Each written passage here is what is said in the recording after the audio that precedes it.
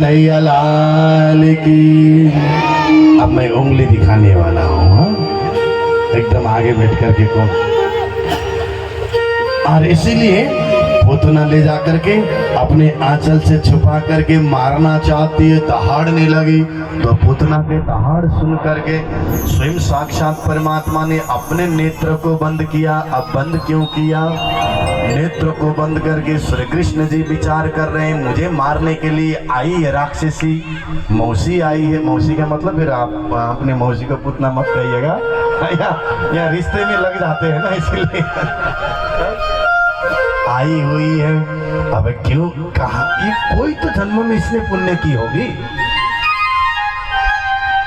आज स्वयं परमात्मा को गोदी से उठा रही है पुतना। कौन से जन्म में ऐसे तपस्या की जिसके कारण से, और पुतना तो महाराज आई है। देखो तो सही, आंखें बंद करके देखा तो पुतना तो पूर्व जन्म में राजा बलि की बेटी रत्नमाला थी। हम लोगों ने यहाँ कल झांकी से इतने दर्शन को पाए। वामन भगवान जब कमंडल लेकर के आए थे, हलक निरंजन भिक्षाम देहि। राजा बलि नर्मदा के किनारे अश्वमेध यज्ञ कर रहे थे। राजा बलि जब निकले तो राजा बलि की बेटी का नाम है रत्नमाला।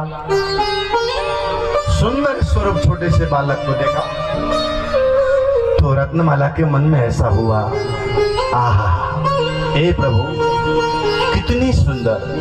ऐसा लगता है कि मानो त्रिलोक के स्वामी इस धरती में बटुक के रूप में आए। अब रत्नमाला को क्या पता, वो त्रिलोक के स्वामी ही है, वो तो भगवान विष्णु ही है, देवताओं को बचाने के लिए आए थे। तो राजा बलि की बेटी सोचती है, प्रभु काश मेरे भी ऐसे पुत्र होते, मैं छाती से लगाती, गोदी से उठाती और उसको झुलाती और मैं उसको दुग्ध पान कराती।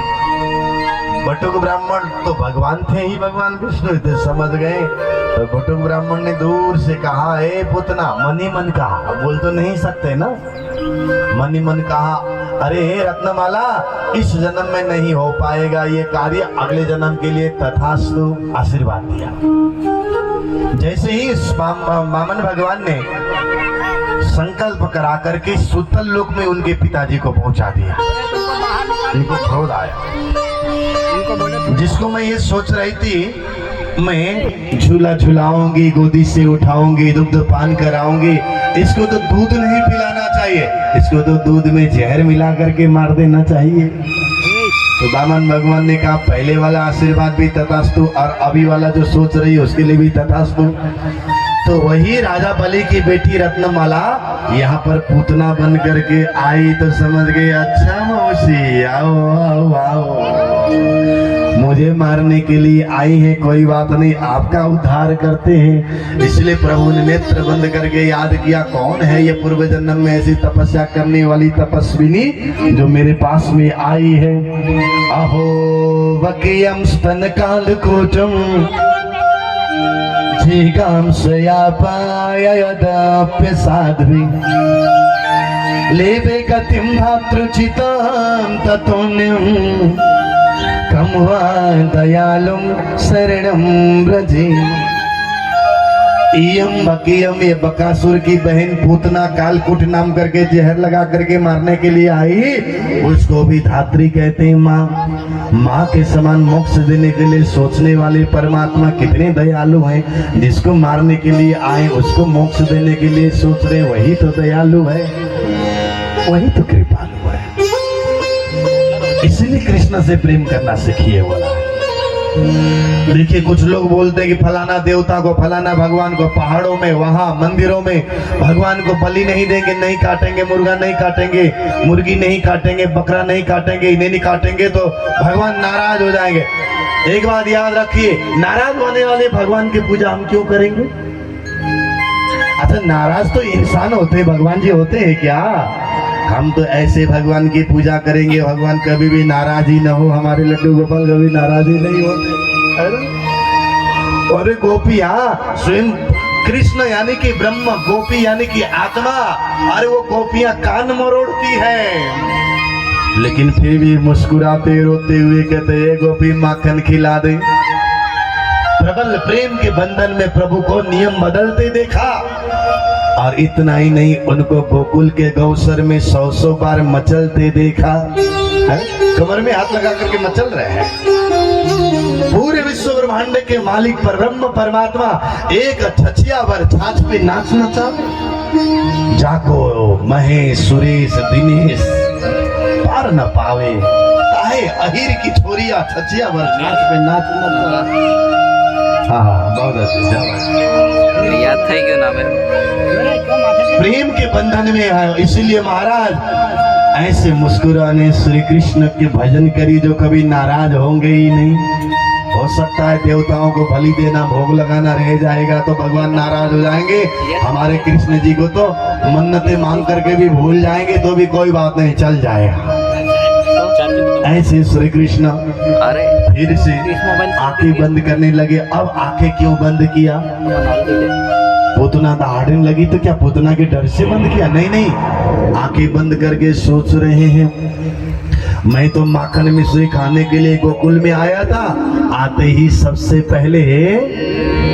अब ऐसा होता है ना, कई बार क्या होता है, हम ससुराल जा रहे होते हैं तो अब जाते जाते रास्ते में भूख लग जाए तो कभी हो, और महाराज सारे खाने की चीज तो लेकर के आ गए, लेकिन जमाई जी को तो यहाँ पापड़ अच्छा लगता था, पापड़ सामने दिखाई दे रहा है लेकिन पापड़ तो पिरस ही नहीं रहे। सासू माँ वो ऐसा है, भोजन बहुत अच्छा बना। हाँ हाँ, सब कुछ ठीक है, बहुत अच्छा। हाँ हाँ, मैंने बनाई।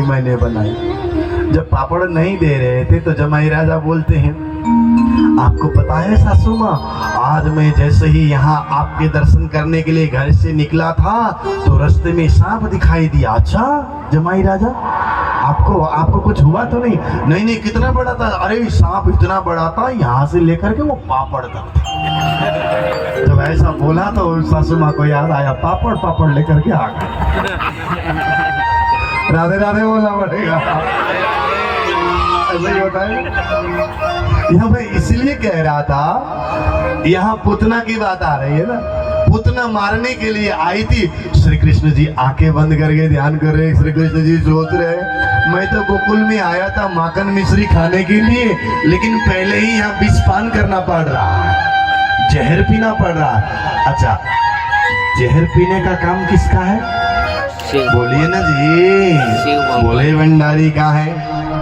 और इसीलिए भगवान श्री कृष्ण जी भोलेनाथ को याद करे, अरे ओ भोलेनाथ, मेरे तो आगे पीछे रोने वाले नंद बाबा भी हैं, यशोदा मैया है, अगर मुझे कुछ हो जाएगा तो पूरा गोकुलवासी और गोपी रोएंगे।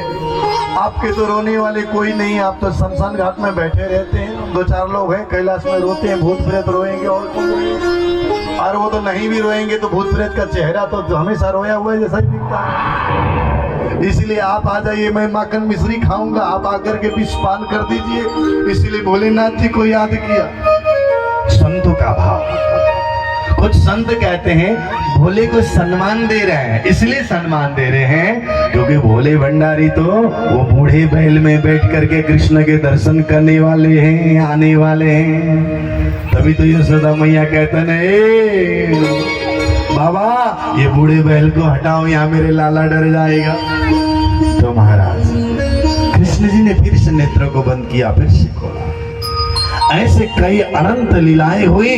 अब यहाँ पूतना का, अब यहाँ प्राणों को पान करने लगे तो पूतना कहती, मुंचान मुझे छोड़ दो, मुझे छोड़ दो। कन्हैया ने कहा, अरे ओ मौसी, मैं किसी को बुलाता नहीं हूँ और जो मेरे पास में आता है उसको कभी मैं छोड़ता नहीं हूँ। राधे राधे बोलना पड़ेगा। ये तो गति है अटपटी, झटपट लगे न कोई, जो मन की खटपट मिटे तो चटपट दर्शन होए। एक बात बोलूं, आपको सुनना है? बोलिए ना जी। थोड़ा सा आप क्या बोलते हैं, वो वही वाली बात मुझे याद है, जरी कहानी ने मन को हलाऊ तो खरा। अब तो धीरे धीरे हम भी सीखने लग गए। हूँ बोलूं ते समझ पड़ेगी, आपको समझ पड़ रही है कि नहीं पड़ रही है? तो इसीलिए महाराज एक टेढ़ी वस्तु को किसी पात्र में नहीं डाल सकते और किसी पात्र में जाने के बाद में उस वस्तु को निकाल नहीं सकते। कृष्ण भक्ति में हम प्रवेश नहीं कर सकते, लेकिन कृष्ण भक्ति और कृष्ण लीला में प्रवेश करने के बाद एक बार जीवन में भक्ति आ जाए तो महाराज हमें दुनिया की परवाह नहीं होगी। तेरी रे तेरी तिरछी नजरिया, तिरछी नजरिया श्याम तिरछी नजरिया। अच्छा भगवान देखिए ना, कृष्ण का नाम भी टेढ़ा है और कृष्ण की लीला भी टेढ़ी है। राम बोलेंगे तो कितने सीधा है, नाम है ना।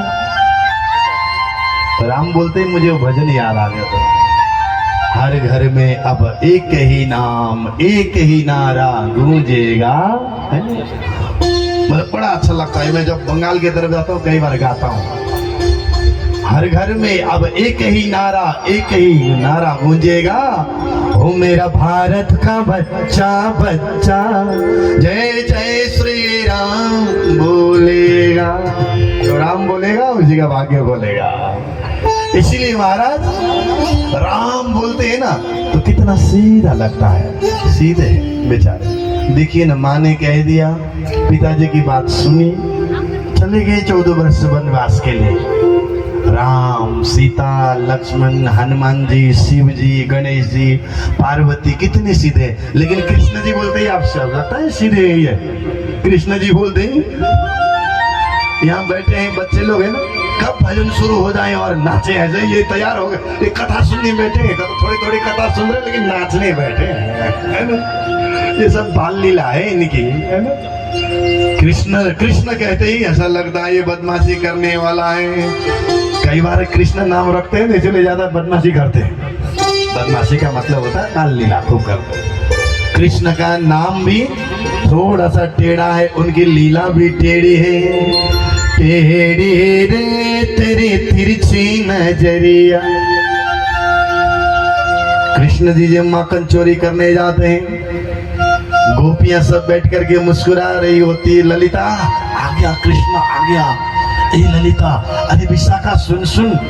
और वो आ तो गया लेकिन उसके साथ बोलना मत, अगर बोलते ही कुछ न कुछ खटपट करेगा, इसे थोड़ा भाव खाएंगे हम लोग, आज उसको परेशान करेंगे। और उससे पहले ही कृष्ण को पता है कि वो तो ये तो ब्रह्मा है, वो तो आत्मा है। कृष्ण जी जब पास में चले जाते थे, गोपियां भी भाव गाते, कृष्ण जी पास में जाकर के बोलते, गोपी प्रणाम। प्रणाम प्रणाम। अरे गोपी मैं आ गया हूँ, तुम्हें पता? हाँ पता है, थोड़ा दूर रहना क्योंकि नजदीक आए तो गड़बड़ करेगा। भाव खाती है गोपी। परमात्मा आत्मा के पास आ जाए तो फिर वो भाव का मतलब होता है आनंद श्रद्धा। तो महाराज कृष्ण जी ने, अब महाराज ऐसे कृष्ण जी रूठ जाते हैं, अच्छा तुम लोग भाव खा रही हो ना, तेरी मेरी कट्टी है जाएगी, कट्टी कर दी। कृष्ण रुठ गए और ऐसे हाथ बांध करके खड़े हो गए। सामने गोपियों ने सोचा अब तो ये बोलेगा नहीं, 2-4 दिन जब तक नहीं बोलेगा तब तक वे भोजन कैसे करेंगे, नींद नहीं आएगी। इसीलिए गोपियां आकर के हाथ जोड़ करके माफी मांगते, रोने लग जाते, लेकिन कृष्ण देखेंगे नहीं। और सामने गोपी तो इधर देखने लगे, तो कुछ गोपियां अब इधर भी आ गई तो पीछे मुड़ने लगे, तो गोपियां ऐसे चंद्र आकार में पीछे तक चली गई तो फिर इधर मुड़ गए। अब गोपियां पूरी मुड़ करके आ गए, गोल बना करके गोपी खड़ी है तो आसमान में देखने लगे। अब बताइए, अब आसमान में गोपियां तो जा नहीं सकती, चारों तरफ गोपियां, इनकी लीला भी टेढ़ी है और इनका इसलिए कृष्ण की त्रिधा लीला समझ में नहीं आती, और आती है तो जा। वृंदावन गए हैं? कौन कौन वृंदावन गए हुए हाथ उठाइए, तो जो वृंदावन गए वही हाथ उठाइए। हाथ नीचे रखिए, मुझे शर्म आ रही है क्योंकि हाथ ही नहीं उठ रहे, मतलब गए नहीं होंगे आप। जाइए, नकल देखेंगे असल की याद आएगी, जाना चाहिए। वृंदावन की गलियां छोटी हैं, और वहां एक आपस में किसी को बुलाना भी हो ना तो नाम लेकर के नहीं बुलाते, राधे राधे ऐसे कह करके बुलाते हैं। रिक्शा वाले भी राधे राधे राधे राधे राधे राधे बोलते हैं। और वहां तो मोबाइल भी उठाते हैं ना तो राधे राधे बोलते हैं, हेलो हाई नहीं बोलते, राधे राधे बोलते हैं। इसलिए आप लोग भी फोन कभी भी अबाउट है ना या कथा के बाद में जब कभी भी हो तो राधे राधे बोलना। गांव में बच्चे लोग ध्यान से सुनिएगा, और गांव में इधर भोजन करने जा रहे हैं, यहाँ भंडारा चल रहा है तो आज सब राधे राधे बोलते रहना। गांव के गलियों में कथा के बाद में भी राधे राधे होना चाहिए। क्या होना चाहिए? राधे राधे। इधर से तो हाथ ही नहीं उठाते हो। राधे राधे हाथ उठा दीजिएगा, पाप नहीं लगेगा।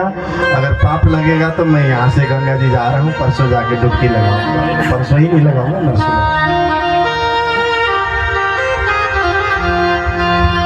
वृंदावन टेढ़ो कलिया सब टेढ़ी,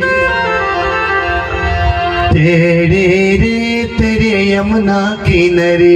यमुना जी भी टेढ़ी, भक्त सब टेढ़े, इसलिए बार बार बोलना पड़ता है। कितने टेढ़े हैं, देखिए दिखने में इतने सीधे लग रहे हैं। भक्त सब टेढ़े, भक्तानी सब टेढ़ी, टेढ़ी रे तेरी मथुरा नगरी। आइए एक बार सभी मिलकर के ऐसे टेढ़े से कृष्ण जी को याद करते, झूमते हुए, है ना, ताली बजाते हुए।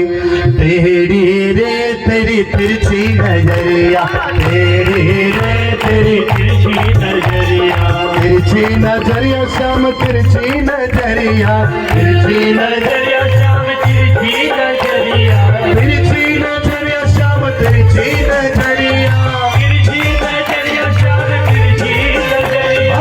तेरी रे तेरी तिरछी नजरिया, तेरी रे तेरी तिरछी नजरिया। राधे राधे। दोनों हाथ से सेवा करते हुए कोई खाली नहीं बैठेंगे।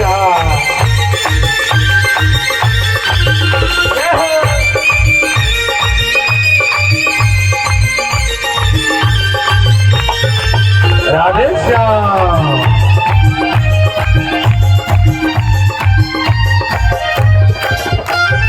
वृंदावन टेढ़ो कलिया सब टेढ़ी, वृंदावन टेढ़ो कलिया सब टेढ़ी, वृंदावन टेढ़ो कलिया सब टेढ़ी, वृंदावन टेढ़ो कलिया सब टेढ़ी, वृंदावन टेढ़ो कलिया सब टेढ़ी, वृंदावन टेढ़ो कलिया। हाथ उठाओगे।